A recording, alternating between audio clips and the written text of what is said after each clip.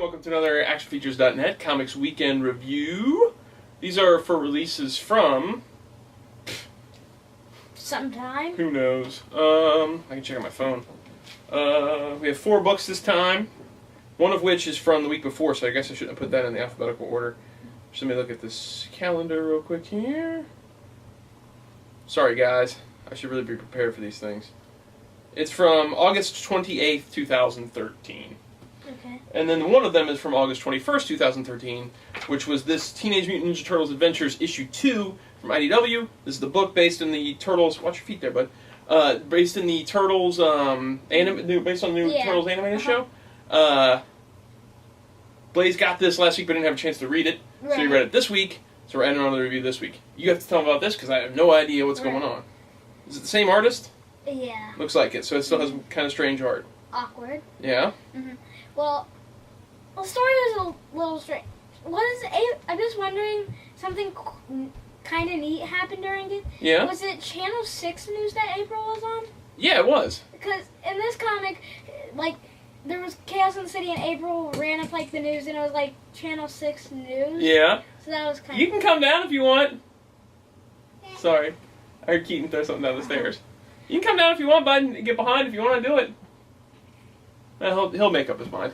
All right, so the Channel 6 news was in this. Yeah. But what was the main gist of the story? It looks like Snakeweed. Yeah, it was Snakeweed, which is the new villain from the show. Yeah. He was back, and they had, like, kind of... Him and Leonardo and Splinter and the Turtles were kind of talking about...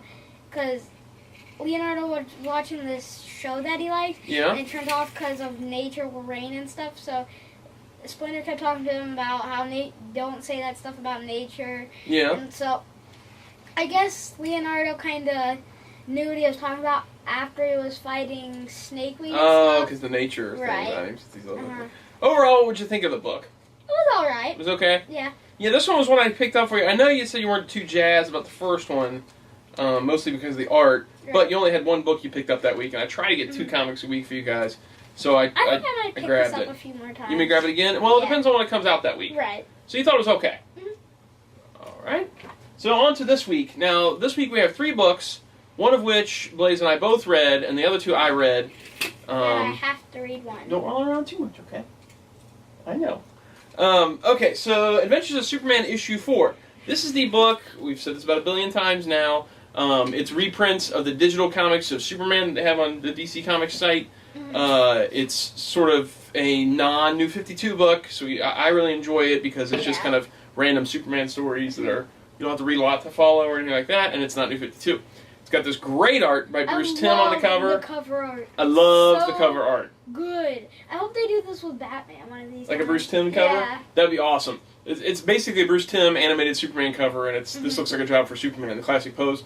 So when I saw this book come in, I was like, okay, Blaze hasn't been reading this, but that cover's awesome. I'm going to grab 2 of that. That's going to be one of his books this week. So it's got 3 stories in it. We both read it. We both really enjoyed this issue. The first story is kind of almost another one of the day in the life type things. Just like no, it's not really that. It's sort of like the day in the life of Luthor, day in the life of Superman that are going on at the same time. Yeah. Where Luthor's going throughout his day and the things he does and the schemes he has and all the different things. And meanwhile, Superman's basically having to battle one of those schemes. And then it all comes to a head at the end between Superman and Luthor. So that's the first story. That was my least favorite. It was my least favorite too, but I wouldn't say it was bad. It was just kind of a good old Superman Luthor story. Now that one is written by... The art was a little strange. It's by Wes Craig. The Abnett and Lanning did the writing on it, and I'm pretty sure they're a pretty good team usually. So that was pretty decent. I wouldn't say it's bad in any way, but it was my least favorite of the 3. The second story involves these 2 guys, these 2 worker guys. Right. And they're kind of having lunch, and one doesn't believe in Superman almost. And so they're having this debate back and forth about Superman, what he does for the city. Meanwhile, it's intercut with scenes of Superman doing things, saving stuff. Blaze, you pointed out something cool about the design of Superman in this. You want to go ahead and say what it is? He looks like he did from the old show from the 40s. The Fleischer cartoons. 40s? You're talking about the Fleischer cartoons. Yeah. He looks like that, which is really cool. He's got that. The art isn't like that. Art looks very animated. It's tough for you to pick it up in this video. Plus, they're also mentioning stuff like faster than a speeding bullet. Yeah. Jump a building. And even this last little sequence thing down here looks very much like the stance he had at the end of the Fleischer cartoons. That one was a lot of fun. I think you said that was your favorite. No, I didn't say it was my favorite. I said I liked that one. Oh, okay. I thought you said it was your I haven't really favorite. decided which one's my favorite. Well, that one is a lot of fun. Yeah, it was. It's just a classic Superman tale. This one's written by Tom DeFalco with art by Pete Woods. It's a really big debate between that and the third one. The third one I loved. I thought the third one was great. It was written by Rob Williams with art by Chris Weston, and I don't recognize Chris Weston from other things, and I must be missing out because the art on it was really, really nice. Yeah. And this is basically a tale of just Superman battling. He battles Brainiac, and he does his thing at the planet.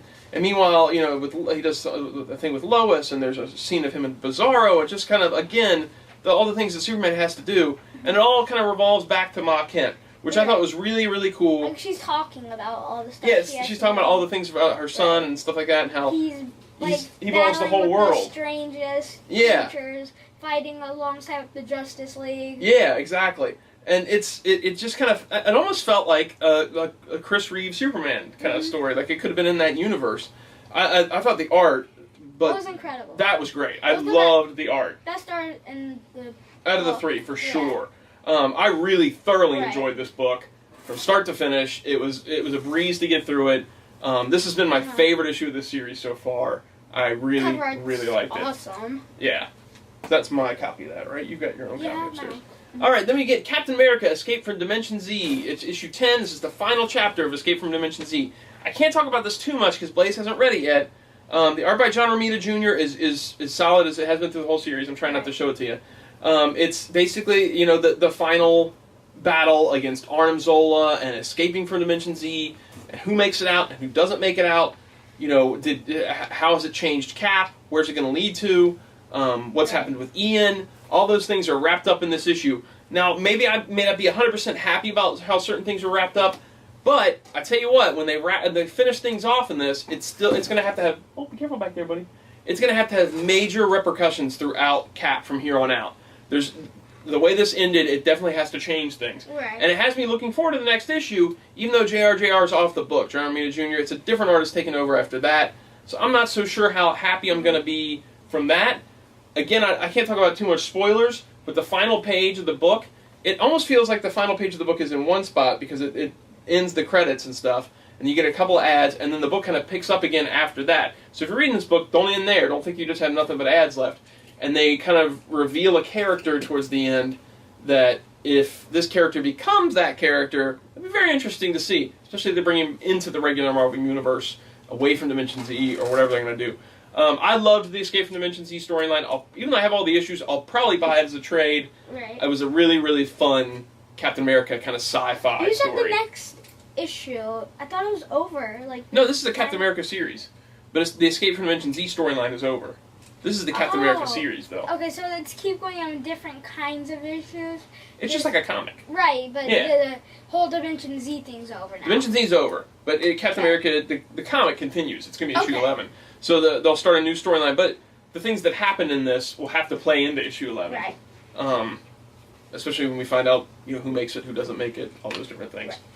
Right. Injustice, issue 8.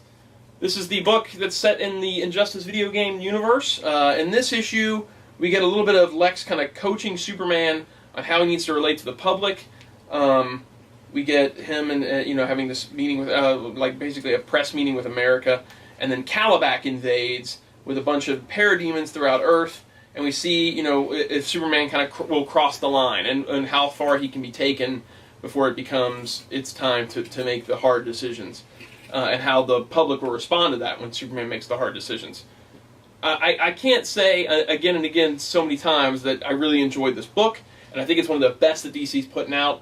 I know it sounds repetitive every month or that this comes out. This and Batman 66 are my two favorite books going right now.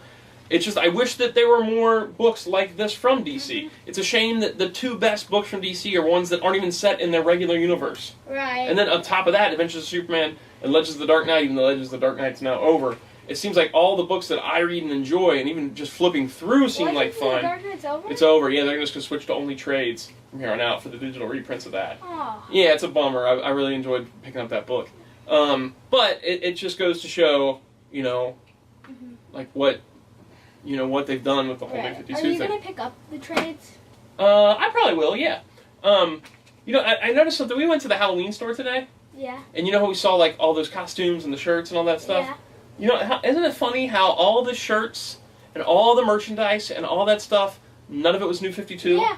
Because they know that New 52 designs aren't going to sell. Yeah. They know that if they put a Superman shirt up with the New 52 design in a regular store, everybody's going to be like, what is that? Or Robin as a redesign? It's a classic Tim Drake Robin. Right. Even like the bracelets and stuff were like the Tim Drake 90s Robin. Right. Because they know what's going to sell. Yeah, Come on, DC, wake up and end this New 52 garbage. I know.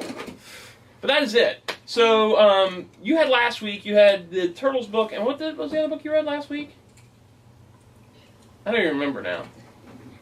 It was Batman 60s, wasn't it? Maybe it was. So, Batman 60 is probably the point you picked that week. Mm-hmm. What was your... Oh, you only have Adventures of Superman, so you only have one. That's also my pick. Adventures of Superman was great. Yeah. That was so much fun. Yeah. But I liked all 3 books this week. I didn't have a problem with any one of them. In case you want to know what the noise is, back there, Keaton's playing with the Hot Wheels car, right? Which cars do you like? Pop up and at least say hi.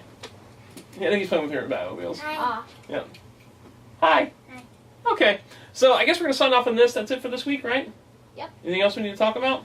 I saw Batman Returns. We'll talk about it during the Okay. Batman toy review. Okay. So. All right. So we're going to see you guys next time and keep reading comics and all that jazz, right? Yep. All right. We'll see you.